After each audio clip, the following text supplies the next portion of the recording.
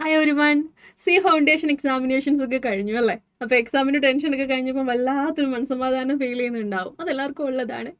അപ്പോൾ നിങ്ങൾ ആ ഒരു മനസ്സമാധാനവും നിങ്ങൾ പെൻഡിങ് വെച്ച നിങ്ങളുടെ ഹോബീസ്, ഇഷ്ടങ്ങൾ, ടാസ്കുകൾ ഇതൊക്കെ കംപ്ലീറ്റ് ചെയ്യുന്നതിൻ്റെ തിരക്കിലൊക്കെ ആയിരിക്കും. ചിലർ ഇത്രയും നാളിങ്ങനെ സ്ട്രെച്ചിലിരുന്ന് പഠിച്ചു, ഇനിയിപ്പോൾ പെട്ടെന്നൊന്നും ചെയ്യാനില്ലാതായ ഒരവസ്ഥയായിരിക്കും.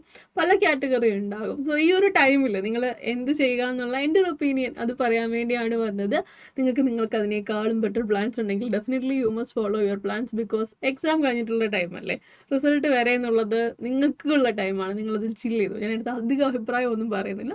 ബട്ട് സ്റ്റിൽ കൺഫ്യൂഷൻസ് ഉള്ള ആരെങ്കിലും ഉണ്ടെങ്കിൽ, ഇനിയിപ്പോൾ ഒരുപാട് ചില്ല് ചെയ്യുന്ന കൂട്ടത്തിൽ ഞാൻ ഇമ്പോർട്ടൻ്റ് ആയിട്ടുള്ള എന്തെങ്കിലും ചെയ്യാതെയാണോ ഞാൻ ഈ കളിച്ച് ചിരിച്ച് നടക്കുന്നത് എന്നൊരു ടെൻഷൻ തോന്നുന്നവരുണ്ടെങ്കിൽ, ഇപ്പം ഒന്നും ചെയ്യാനില്ലാതിരിക്കുമ്പം എന്തെങ്കിലും പ്രൊഡക്റ്റീവായിട്ട് ചെയ്യാനുണ്ടോ എന്ന് ചിന്തിക്കുന്നവർക്ക് വേണ്ടി നമുക്ക് ഈ വീഡിയോ ഓക്കെ. അപ്പോൾ എക്സാമിന് മുന്നേ വരെ അല്ലെങ്കിൽ പഠിച്ചുകൊണ്ടിരിക്കുന്ന ടൈമിൽ നമ്മളൊരു സ്ട്രാറ്റജി പറഞ്ഞിട്ടുണ്ടായിരുന്നു. പഠനമാണ് നിങ്ങളുടെ ഫസ്റ്റ് പ്രയോറിറ്റി. അപ്പോൾ നിങ്ങളുടെ ഊണ് ഉറക്കമോ അല്ലാത്ത ടൈമിലെല്ലാം നിങ്ങൾ പഠിക്കുക എന്നുള്ളതാണ്.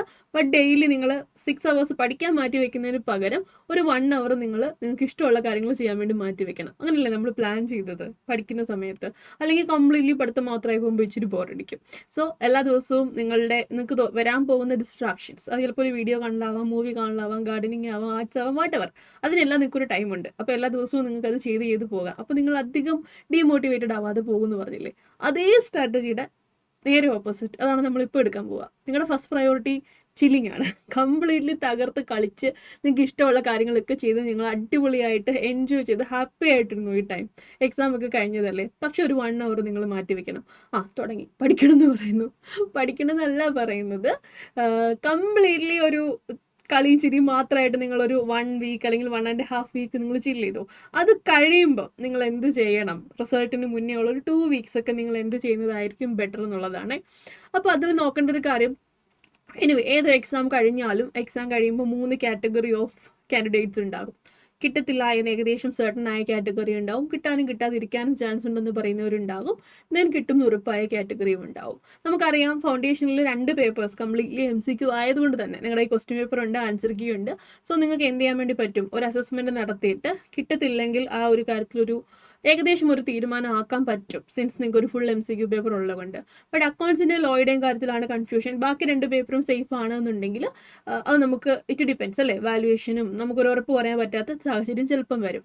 ചിലർക്ക് എല്ലാ എക്സാംസും ഒക്കെ കമ്പാരിറ്റീവ്ലി ബെറ്റർ ആണ്, ഞാൻ പാസ്സാകും എന്നുണ്ടാവും. സോ ഈ 3 കാറ്റഗറിക്കും ഉള്ളൊരു പ്ലാൻ എന്നുള്ള രീതിയിൽ നമുക്ക് ഡിസ്കസ് ചെയ്യാം ഓക്കെ. നമുക്ക് ഫസ്റ്റ് കാറ്റഗറി ആയിട്ട് ഫൗണ്ടേഷൻ പാസ് ആകും എന്ന് ഉറപ്പിച്ച കാറ്റഗറി ഓഫ് കുട്ടികൾക്ക് വേണ്ടി ഒരു പ്ലാൻ പറയാം. ദാറ്റ് മീൻസ് നിങ്ങളിപ്പോൾ ഫൗണ്ടേഷൻ പാസ്സാകും, നിങ്ങൾക്ക് ഉറപ്പാണ്. സോ ഇന്റർമീഡിയറ്റിലേക്ക് നിങ്ങൾ ജോയിൻ ചെയ്യുന്നതിന് മുന്നേ നിങ്ങൾ എന്തൊക്കെ ചെയ്ത് വെക്കുന്നത് ബെറ്റർ ആയിരിക്കും? ഒന്നാമത്തെ കാറ്റഗറി, നിങ്ങളിപ്പോൾ ഫൗണ്ടേഷൻ മൾട്ടിപ്പിൾ അറ്റംപ്റ്റ് ഒക്കെ എടുത്തിട്ട് പാസ്സായവരാണെന്നുണ്ടെങ്കിൽ ഫൗണ്ടേഷൻ തന്നെ കഷ്ടപ്പാടാണ്. അപ്പോൾ ഇന്റർ ശരിക്കും നമുക്ക് പറ്റുമോ, ഇത് ക്വിറ്റ് ചെയ്യണോ വേണ്ടോ, അങ്ങനെ വിചാരിക്കുന്ന വളരെ കുറച്ച് കുട്ടികളെങ്കിലും ഉണ്ടാകും. അപ്പോൾ അവർ ശ്രദ്ധിക്കേണ്ട ഒരു കാര്യം എന്ന് പറയുന്നത്, ഫൗണ്ടേഷനിലെ പേപ്പർ 3 ആൻഡ് പേപ്പർ 4 അത് നമുക്ക് ഇന്റർ ലെവലിലേക്കുള്ള പേപ്പർ അല്ല. സോ ഈ മാത്സും എക്കണോമിക്സും ഒക്കെയാണ് നിങ്ങൾക്ക് തലവേദന തന്നതെങ്കിൽ അവരെ പേടിച്ച് നിങ്ങൾ ഇന്ററിനെ പേടിക്കേണ്ട ആവശ്യമില്ല.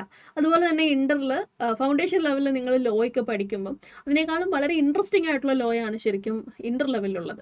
ഫൗണ്ടേഷൻ ലെവലിൽ ലോയേക്കാളും ചിലപ്പോൾ നിങ്ങൾക്ക് നല്ല മാർക്സ് ഒക്കെ ഇന്റർ ലെവലിൽ കിട്ടും. ബിക്കോസ് അവിടെ മോസ്റ്റ്ലി കമ്പനീസ് ആക്റ്റാണ് പഠിക്കുക. സോ ഇതൊക്കെ നമുക്ക് അപ്പം ലോയിൽ ഈ അതർ ലോസിനെയൊക്കെ പേടിച്ചിട്ട് ഇന്ററിലേക്ക് വരുമ്പോഴത്തേക്ക് ഒരു വേണോ വേണ്ടോ എന്നൊരു കൺഫ്യൂഷൻസ് ഒക്കെ വരുന്ന വളരെ ചെറിയ നമ്പർ ആണെങ്കിലും കുട്ടികൾ ഉണ്ടെങ്കിലും നിങ്ങൾ വിചാരിക്കേണ്ടത് അതാണ്, ഫൗണ്ടേഷനേക്കാളും ഒരുപക്ഷെ നിങ്ങൾക്ക് ഭയങ്കര ഇൻട്രസ്റ്റിംഗ് ആവാനുള്ള പോസിബിലിറ്റീസ് ഉണ്ട്. ഇനി ഈ പറയുന്ന അക്കൗണ്ട്സും ലോയും അല്ലാതെ നിങ്ങൾക്ക് ഒരുപാട് ഇൻട്രസ്റ്റിംഗ് ആയിട്ട് തോന്നുന്ന കോസ്റ്റിംഗ്, ഓഡിറ്റിംഗ് പോലുള്ള പർപ്പസും ഇന്റർമീഡിയറ്റ് ലെവലിലുണ്ട്. So inter might be something better than foundation for some people. എല്ലാവർക്കും ഒന്നും ഞാൻ പറയുന്നില്ല കേട്ടോ. സോ എന്താണ് ഇന്ററിലെ സബ്ജക്റ്റുകൾ, അത് എന്ത് രീതിയിലായിരിക്കും പഠിപ്പിക്കുക, എത്രത്തോളം തിയറി ഉണ്ട്, അടുത്ത ലെവലിൽ വരുമ്പോൾ എത്രത്തോളം പ്രോബ്ലംസ് ഉണ്ട്, ഇവയൊക്കെ കാര്യങ്ങളൊക്കെ ഒന്ന് അറിഞ്ഞു വെക്കുന്നത് നിങ്ങളുടെ നെക്സ്റ്റ് ലെവലിനെ കുറിച്ച് നിങ്ങൾക്കൊരു ഓവറോൾ അണ്ടർസ്റ്റാൻഡിങ് കിട്ടുന്നത് നല്ലതായിരിക്കും, ഒരു കോൺഫിഡൻസ് ബിൽഡ് ചെയ്യും. ഇനി അതുപോലെ തന്നെ ആഫ്റ്റർ റിസൾട്ട് നിങ്ങൾ ഇമ്മീഡിയറ്റ്ലി എടുക്കേണ്ട ഒരു ഡിസിഷൻ എന്താ, നിങ്ങൾ ഇന്ററിൻ്റെ ക്ലാസ്സുകൾ സ്റ്റാർട്ട് ചെയ്യുക എന്നുള്ളതാണ് അല്ലേ. സോ അപ്പോൾ ഏർലിയസ്റ്റ് തന്നെ നിങ്ങൾക്ക് എന്ത് ചെയ്യണം, അടുത്ത ബാച്ച് സ്റ്റാർട്ട് ചെയ്യണം. സോ റിസൾട്ട് വന്നതിന് ശേഷം ഞാൻ എവിടെ ജോയിൻ ചെയ്യും, എവിടെയാണ് നല്ല ഫാക്കൾട്ടീസ്, എനിക്ക് വേണ്ടത് എന്താണ്, മെൻറ്റർഷിപ്പ് ആണോ, എക്സാംസ് ആണോ, ഇതൊക്കെ ഏത് ഇൻസ്റ്റിറ്റ്യൂട്ടിലാണ് അവൈലബിൾ ആയിട്ടുള്ളത്, ഇതൊക്കെ ആലോചിച്ച് റിസർച്ച് ചെയ്ത് ഡിസിഷൻ എടുക്കുമ്പോഴത്തേക്ക് ബാച്ചൊക്കെ എല്ലാവർക്കും സ്റ്റാർട്ട് ആയിട്ടുണ്ടാകും.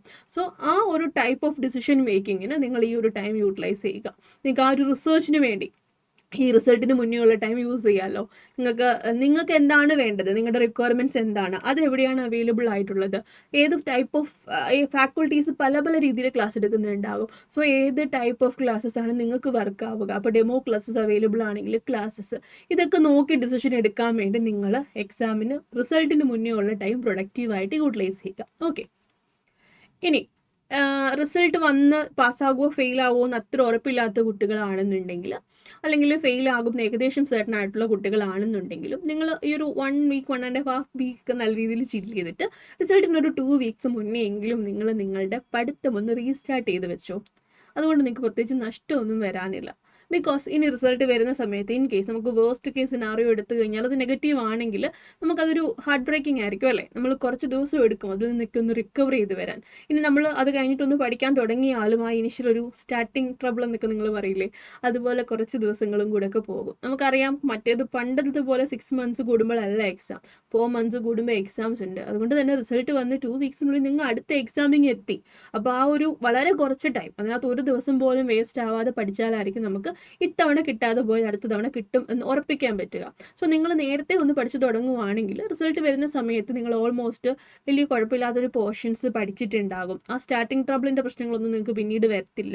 അപ്പം ഓക്കെ, ഇത്തവണ കിട്ടിയില്ലെങ്കിൽ ഇല്ല, ഞാൻ ഇത്രയും പഠിച്ചില്ലേ, ബാക്കിയും കൂടി എനിക്ക് ഈ പേസിൽ അങ്ങ് പഠിച്ചു പോയാൽ കോൺഫിഡൻ്റ് ആയിട്ട് പഠിച്ച അടുത്ത അറ്റംപ്റ്റിൽ എനിക്ക് കിട്ടും എന്നൊരു ഉറപ്പോട് കൂടി നിങ്ങൾക്ക് എന്ത് ചെയ്യാൻ വേണ്ടി പറ്റും, ആ ഒരു നെഗറ്റീവ് റിസൾട്ടിനെ പോലും അപ്രോച്ച് ചെയ്യാൻ വേണ്ടി പറ്റും. സോ ബെറ്റർ നിങ്ങൾ എന്ത് ചെയ്യുക, നേരത്തെ പഠിത്തം സ്റ്റാർട്ട് ചെയ്ത് വെക്കാം. ഇപ്പോഴേ എല്ലാം മാറ്റി വെച്ച് പഠിക്കണം എന്നല്ല ഞാൻ പറയാം. റിസൾട്ടിൻ്റെ ഒരു 2 വീക്സ് 2.5 വീക്സ് മുന്നേ തന്നെ നിങ്ങൾക്കൊന്ന് പഠിക്കാൻ തുടങ്ങിക്കഴിഞ്ഞാൽ ബെറ്റർ ആയിരിക്കും. So plan for it.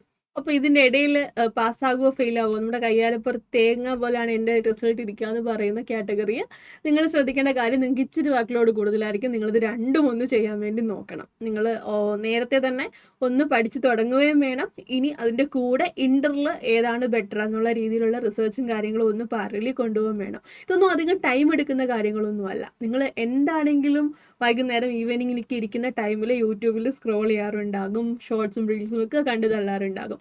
അതിൻ്റെ കൂടെ ഇതുപോലുള്ള ഒരു കുട്ടി റിസർച്ച് നിങ്ങൾ അറിയാതെ നിങ്ങൾക്ക് ചെയ്യാൻ പറ്റുന്ന, ടൈം വേസ്റ്റ് ആക്കാൻ നിങ്ങൾക്ക് ചെയ്യാൻ പറ്റുന്ന കാര്യങ്ങളാണ്. സോ അത് ചെയ്യുക. ഇനിയിപ്പോൾ റിസൾട്ടിന് മുന്നേ ബുക്ക് എടുത്ത് വെച്ച് തുടങ്ങാനൊക്കെ മടിയുള്ളവരാണെങ്കിൽ നമുക്ക് നമ്മളുടെ MCQ ടെലിഗ്രാം പേജസ് ഒക്കെ ഉണ്ട്. അപ്പോൾ നിങ്ങൾക്ക് എന്ത് ചെയ്യാം, MCQs ഒക്കെ സോൾവ് ചെയ്ത് അത് ക്വിസസ് ആയിട്ട് തന്നെയാണ് കിടക്കുക. അപ്പോൾ നിങ്ങൾക്ക് കറക്റ്റ് ആൻസേഴ്സും റോങ് ആൻസേഴ്സും ഒക്കെ അവിടെ നിന്ന് തന്നെ കിട്ടും. സോ അങ്ങനത്തെയുള്ള കാര്യങ്ങളൊക്കെ ചെയ്തുകൊണ്ട് നിങ്ങൾക്ക് എന്ത് ചെയ്യാം, നിങ്ങളുടെ പഠിത്തം തുടങ്ങി വെക്കാം. അപ്പം അങ്ങനെയുള്ള കാര്യങ്ങളൊക്കെ ചെയ്യുക. റിസൾട്ട് എന്ത് തന്നെയാണെങ്കിലും ധൈര്യത്തോടു കൂടി ഫേസ് ചെയ്യാൻ വേണ്ടി നിങ്ങൾ റെഡി ആക്കുക. ആഫ്റ്റർ റിസൾട്ട്സ് 1 മിനിറ്റ് പോലും വേസ്റ്റ് ആക്കാതെ നിങ്ങളുടെ നെക്സ്റ്റ് സ്റ്റെപ്പ് നിങ്ങൾക്ക് സ്റ്റാർട്ട് ചെയ്യാൻ പറ്റുന്ന രീതിയിൽ നിങ്ങൾ പ്രിപ്പയർഡ് ആയിട്ടിരിക്കുക. All the best for your results.